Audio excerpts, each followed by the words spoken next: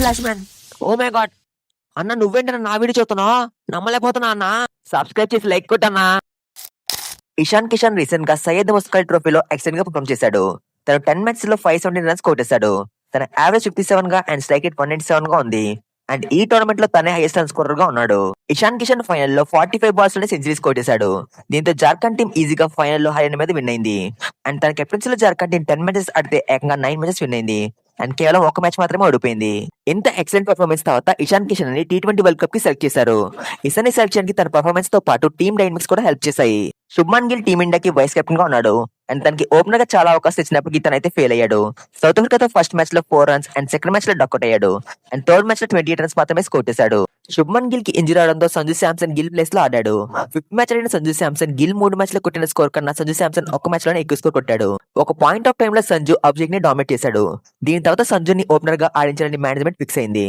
Sanju wicket keeping batter కాబట్టి so తనకి backup గా ఇంకో వికెట్ కీపింగ్ బ్యాటర్ కావాలి, అది కూడా టాప్ ఆర్డర్ లో. సో ఇప్పుడు సెలెక్టర్స్ కి బెస్ట్ ఆప్షన్ గా ఇషాన్ కిషన్ కనిపించాడు. ఒకవేళ సంజుకి ఏమైనా ప్రాబ్లం వచ్చినా ఇషాన్ కిషన్ తన రోల్ ని ఎగ్జాక్ట్ గా ఫిల్ చేస్తాడు. అభిషేక్ అండ్ ఇషాన్ ఎస్ఆర్ఎస్ కి ఆడతారు కాబట్టి ఈ కాంబినేషన్ కూడా వర్క్ అయ్యే ఛాన్స్ ఉంది. T20 వరల్డ్ కప్ కి సెలెక్ట్ చేసిన స్క్వాడ్ ఒకసారి చూస్తే బ్యాట్స్మెన్ గా సూర్యకుమార్ యాదవ్, అభిషేక్ శర్మ, తిలక్ వర్మ అండ్ రింకు సింగ్.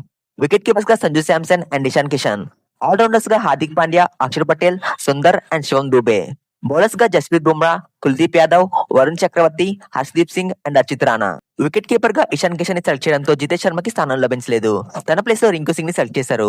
ఇది బెస్ట్ మూవ్ చెప్పాలి, ఎందుకంటే రింకు సింగ్ డొమెస్టిక్ లో బాగా పర్ఫామ్ చేస్తున్నాడు. అండ్ ఇంతకు ముందు ఇండియా కూడా బాగా పర్ఫామ్ చేసిన ప్లేయర్. అండ్ అక్షర్ పటేల్ ని వైస్ కెప్టెన్ గా అపాయింట్ చేశారు. మరి ఈ స్క్వాడ్ మీకు అనిపించిందో కామెంట్ చేయండి. అండ్ వీడియో నచ్చితే లైక్ చెప్పిన పర్లేదు కానీ హైప్ చేయండి. ఛానల్ సబ్స్క్రైబ్ చెప్పిన పర్లేదు కానీ గంట కొట్టండి. దేవుడు ఉన్నాడా లేడా? దేవుడు అంటే ఎవరు? మన ఛానల్ ని సబ్స్క్రైబ్ చేసిన వాళ్ళు. మన ఛానల్ ని సబ్స్క్రైబ్ చేసింది ఇప్పుడు వీడియో చూస్తున్న వాళ్ళే. దేవుడు ఉన్నాడు. సబ్స్క్రైబ్ లైక్ చేయి దూతా.